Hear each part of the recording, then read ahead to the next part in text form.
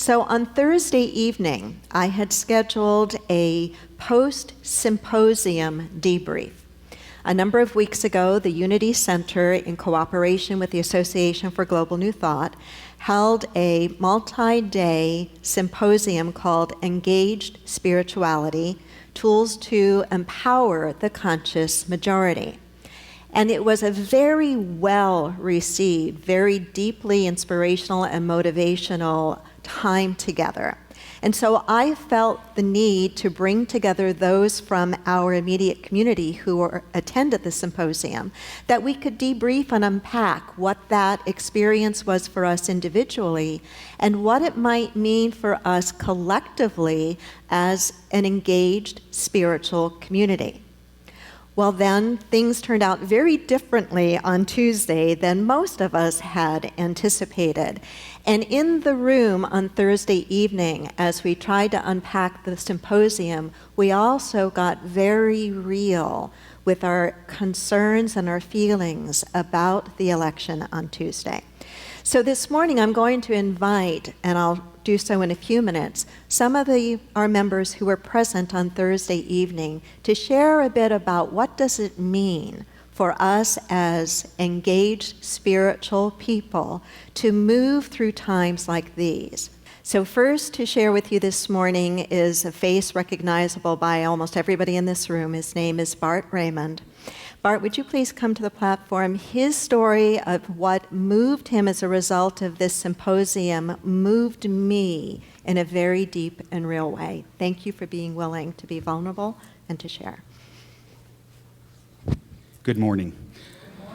My name is Bart Raymond. I've been attending here for 20 years, over 20 years now. Reverend Wendy was pregnant when I started,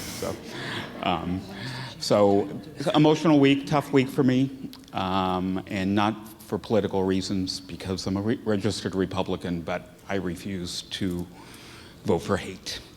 So know wherever you came from. But we all have emotional weeks. I thought about the last 20 years, the weeks I've had. I thought about 9/11. I thought about the fires in San Diego. I thought about Sandy Hook. Most recently, the shootings in Paris, San Bernardino, Orlando. All tough weeks, all tough days. I cannot tell you where I was when I heard those news, but I can tell you precisely where I was at 11 o'clock on the Sunday after those events. I was here. Thank you, Reverend Wendy, for being here for us. So I had an awakening 3 weeks ago. I was lucky enough to volunteer at some of these events and was able to attend. So I'm going to hold real quickly. Sorry, I'm a little nervous. Real quickly, I don't know if you can see this. This is the symbol of Black Lives Matter, which was a big topic earlier in the year, if you remember. And as a 57-year-old white man, I struggled with this movement. I didn't understand it. It wasn't because I didn't think Black lives matter. Of course I do. But I thought, why not all lives matter? Until I had an awakening moment. So I attended the last day on Thursday of the event, and a white minister by the name of David Alexander told a very personal story. And Dr. David has an adopted black son, Joshua. And Joshua, like all 10-year-old boys, was playing outside with his buddy, running around, horseplay, chasing each other. And Reverend David took another look, and Joshua, a tall 10-year-old, is running around with a toy gun made of black Legos. And he went into an urgent emergency thought, I need to stop him, because in this all-white neighborhood that I live in, that toy, somebody may mistake that toy for a real gun, and something horrific might happen. Bingo! A light woke up, and I felt guilty. I felt sad, because I suddenly knew what this meant. So, Black lives do matter, And I just want to close with saying, may peace prevail on earth. Thank you.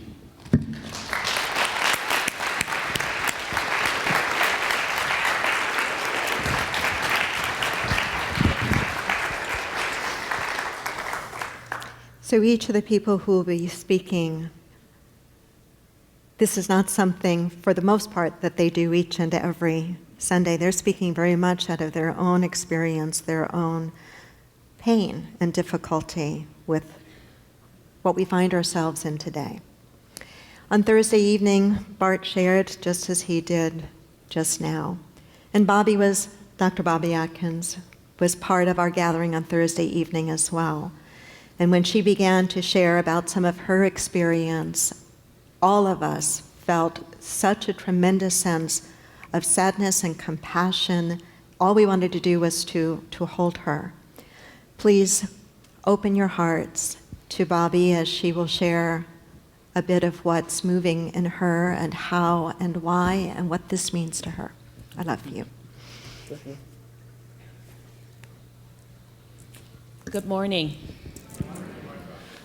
I have my white stone that we were asked to do at the symposium. And what came through me was, speak my truth, love. I am hurting. And please be real clear, it's not because the person I voted for lost. I voted for people who've lost many, many times. But what comes up is I remember what it was like when we were okay calling each other the worst names, abusing women. I have been sexually harassed by a white male on many occasions where there was no recourse. I had to fight them off.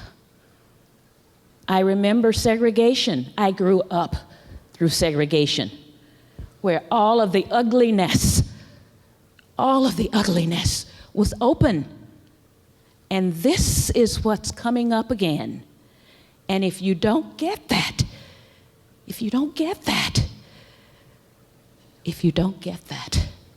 you really, really want to go in quiet and pray about it.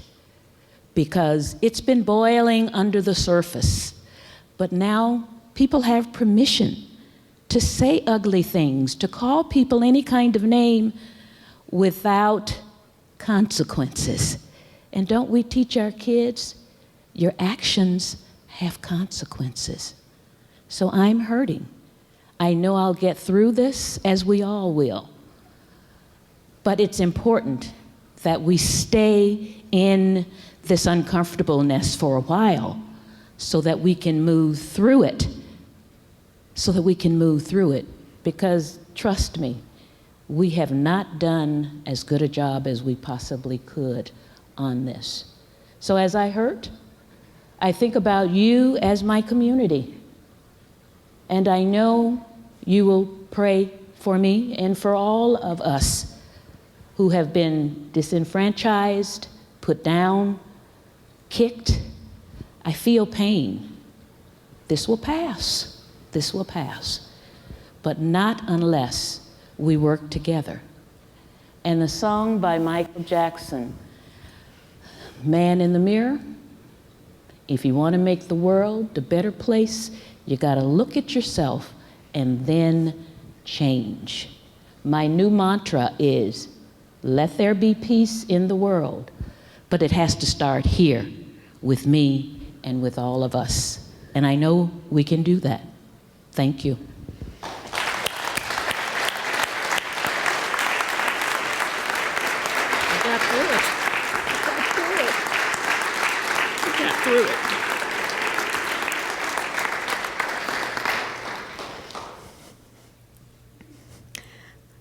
When we took our turns in the circle and Paige Lauer spoke, I was very moved by a phrase that she used and the authenticity and power with which he spoke to that phrase, and I've asked her to share it with you.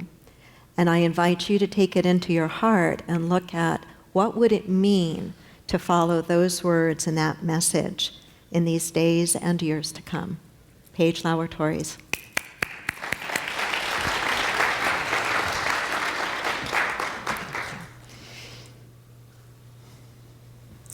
Good morning.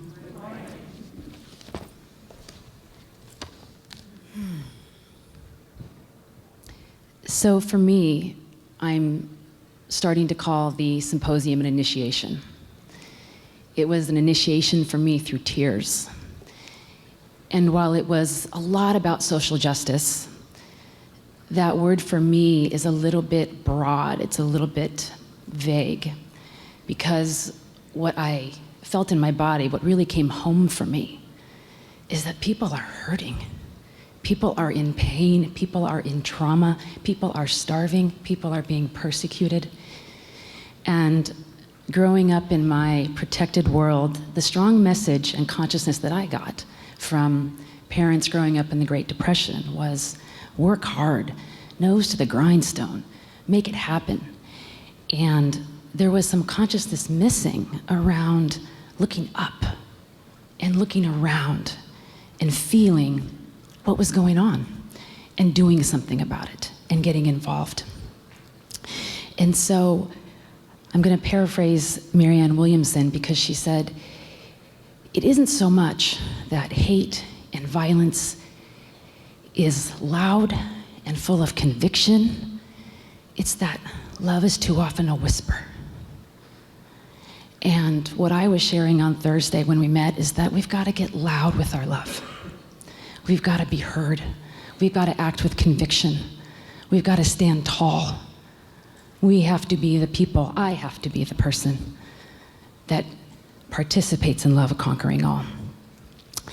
And the good news is there are people that have gone before us. There are people who have been loud with their love and loud with their voice. And I think of, civil rights, and I think of Martin Luther King, and I think of slavery and Abraham Lincoln, and I think of the Gandhis and the Mother Teresas in other nations. They are loud with their love. They have conviction. And it came home to a whole new level for me. And when I think of my children and my husband, if it were them, would I be loud? I would be loud. And I don't think it's any different if it isn't my kid or my brother or my husband. And so I want to close with a short piece of a letter put out by an organization called Convergence. And if you're interested, it's at convergence.org. And so, people of faith, hold on to one another during these times. Cry, feel all the fear rumbling around inside you, and then rise up. You are stronger and braver than you know. And now we will prove that to each other. Rise up. You were made for such a time as this. You know that love wins. Kindness, compassion, civility, and equality are the values that Jesus taught us and the ones we turn to today. Rise up for the sake of the people, for the sake of the people we love, for the planet we live in. We must prepare ourselves for leadership. We cannot be neutral. And if you will permit me, I now ordain you. I ordain you a public theologian, a freedom fighter, a visionary, a disciple, a love warrior. You are fierce and you are wise. And most of all, you are undaunted by hate. You will not tolerate injustice. Rise up, sweet people. Rise up. Be loud with your love, Unity. Be loud with your love.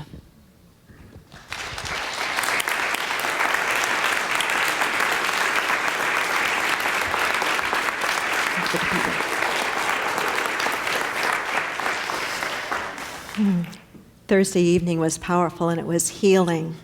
It was great to be with our tribe.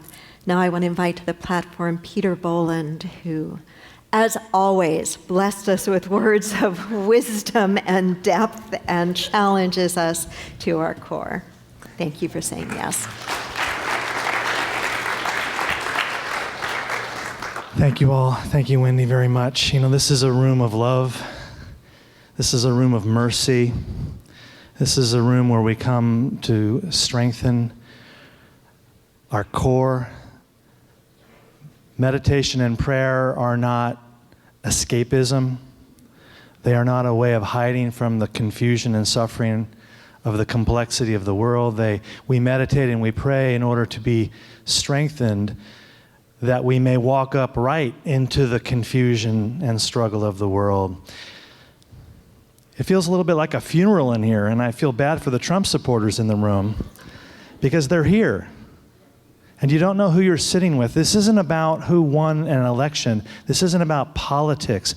I'm a Hillary Clinton supporter. I got a call from my brother. Don't worry, my vote was canceled out 14 times over in my own family. So I got a call from my sweet older brother, Eric. He's 10 years older than me. He was like a dad to me growing up, and he was a Trump supporter. And he called me yesterday morning. We had the most beautiful talk. He had the most moving tenderness in his voice. He knew how pissed off I was because he's on my Facebook page. And how shocked I was. I've been on the phone more this week than I have been in the last year with friends all over the country who are reeling, who are gutted by this. And as we acknowledge our grief, if you did not vote, which is half of us in this room, or if you voted for Trump, which is 25% of our country, our grief is not a rebuke of your point of view. I know something, and that is each of us knows what we know, sees what we see, feels what we feel. And we must give each other the autonomy of those things. You know, Gandhi, we all love Gandhi and his teachings on nonviolence. Who does not support that?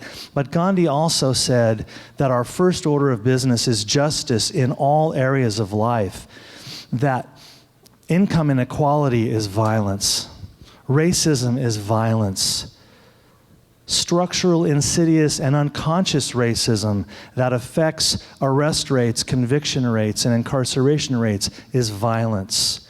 Environmental destruction for corporate greed is violence, and I will not be silent in the face of any form of violence. And that's the kind of loudness that you heard Paige talk about, to be loud with our love. But I will not blame anyone or hold anyone in my human family as the enemy. And finally, you know, we hear a lot of new thought about you're not supposed to talk about what you don't want. You're only supposed to talk about what you want. I'm kind of done with that too. So let me share one last piece with you in the remaining moments I have. My good friend has a niece who's a second grade teacher, and this is what this second grade teacher had her class do. She had her class write a letter to President Trump. And here's what they wrote. Don't do bad things like spit when you are president. I didn't like it when you said that Hillary Clinton had to go to jail because I love her. Don't call someone a nasty woman or nasty man. I don't want you to be mean anymore. I hope you know the rules once we send you the letter so you don't make bad rules when you are president. Don't do bad things, and please don't be a bad guy. Don't make bad choices. Don't tease people and make them go to jail. Now, the teacher noticed there was a lot of don't do this and don't do that. So she said, okay, how about giving some advice about what he could do to be a good president? So they wrote, you can close your eyes and count to 5 to calm your body.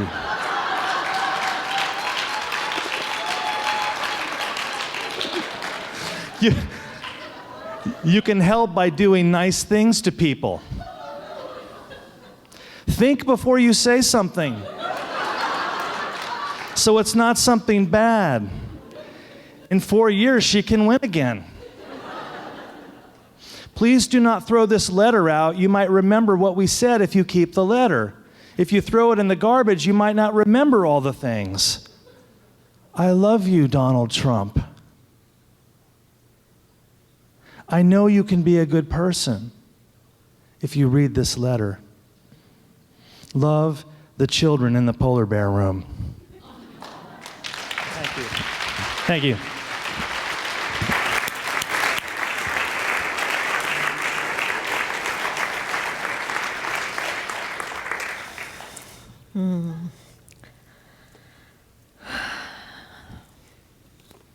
Look around at each other.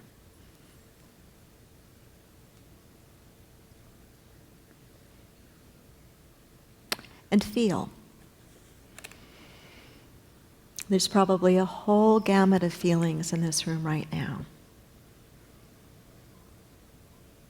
Sadness, maybe some fear, maybe some hurt, confusion, anger, maybe guilt, maybe joy. A whole lot of different feelings. What is true, and I know you know this, is that each and every one of us has always been, is now, and will always be a child of God. We are each here, not just those of us in this room, but every person in our country, every person on the planet. We are here at this point in time for a purpose and for a reason. And that purpose and reason is not hatred. That purpose and reason is to evolve a new humanity.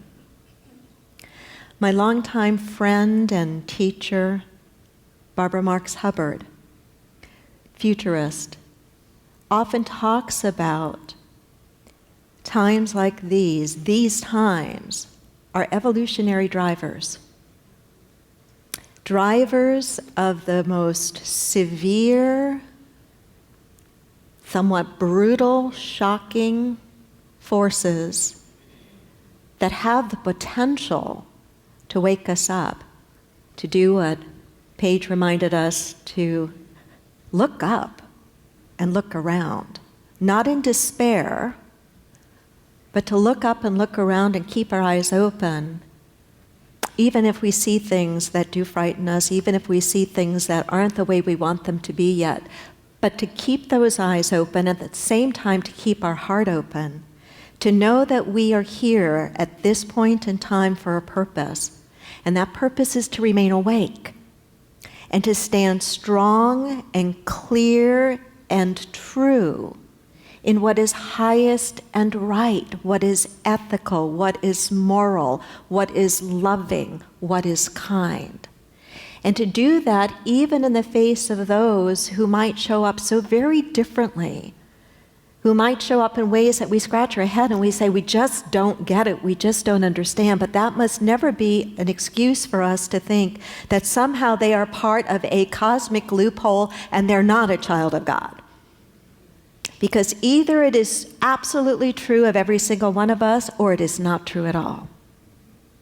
And it is true of absolutely every one of us. So how is it that we will love loudly? How is it that we will remember that this is not as much about who was elected as what it represents about where we are as Americans and the work that we have yet to do? Because it is significant work. It is significant work. You and I have the opportunities to meet with those who think very differently than we do, and to help to bring forth greater understanding and greater cooperation. Now is a time for us to show up in our full power, in our full strength, in our full grace, in our full conviction, in recognizing and honoring and calling forth all that is good within each and every person. Now is the time for us to be passionate and at the same time to be a safe place. You may have seen some of the Facebook posts on this thing sweeping our country. We're copying from the Brits again. The safety pin. How many of you have read about or seen the safety pin? Only a few of you. Okay. So after Brexit, there were those in Britain who didn't like the way Brexit turned out, who woke up the morning after much the way that some of us in this room woke up on Wednesday morning. Can't believe that happened. Yeah. And anyway, those in Britain had decided that they wanted something to say to their fellow countrymen that they are about safety and inclusivity, that they're not about shutting their country down to people who are different. And so the safety pin became their symbol. And there are those now in our country that have borrowed this safety pin idea as a way of saying, I am a safe place. How many of you feel that that is what unity is? Do you feel that unity is a safe place? I do too. It's got to remain a safe place, no matter who we voted for. A safe place. Can I count on you to be a safe place? You can count on me to be a safe place. Can I count on you to speak the voice of love in the face of power?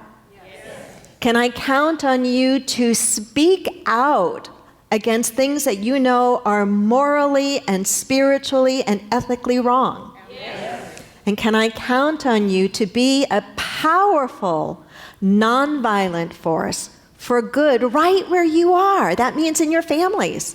Yes. That means in your neighborhood. How many of you might be getting together this Thanksgiving with family members who thought and vote very differently than you?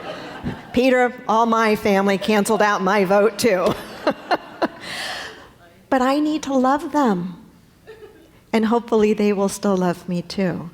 And hopefully we will move forward truly once and for all to be about creating through this series of events a world that works for everyone, leaving no one and nothing behind. If this is what it will take for us as a country to finally heal racism, to finally heal homophobia and every other one of these phobias that we have, then I will give thanks for it. Maybe not today, maybe I'm not quite ready yet, but I will give thanks for it because I know that these are the changes that we need to make. I want Bobby and Bobby's children to be able to live in a world that is loving and kind and really does not treat her and her offspring any differently than they treat mine.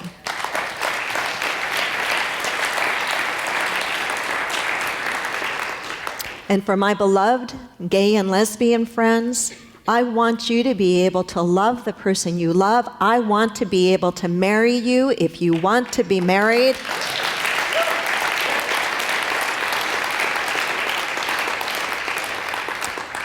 To our Muslim friends who are in the mosque right across the street from us and every other Muslim, I want you to feel safe wearing your garb and praying your prayers. And I want you to not think that all of us are looking at you as a terrorist because you're not.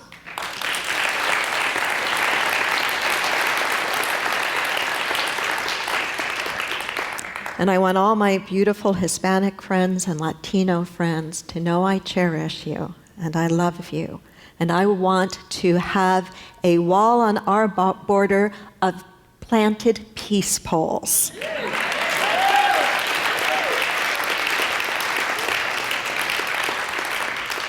And so you and I have work to do.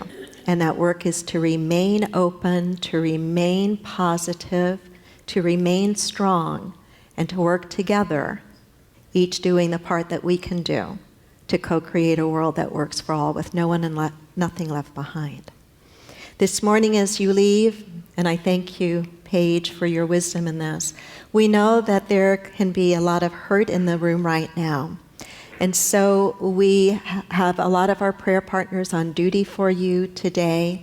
Those of us wearing katas, you can come to us if you feel like you just need a hug, a safe place to cry or to vent a bit. We're here for you. We're here for one another. And for those of you who want, we went and bought a bunch of safety pins.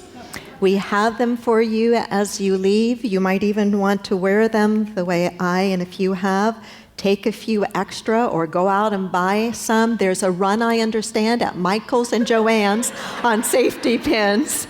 Wear a few of them. And when people ask you, what the heck is a safety pin? You tell them and you ask them, would you like one? Namaste.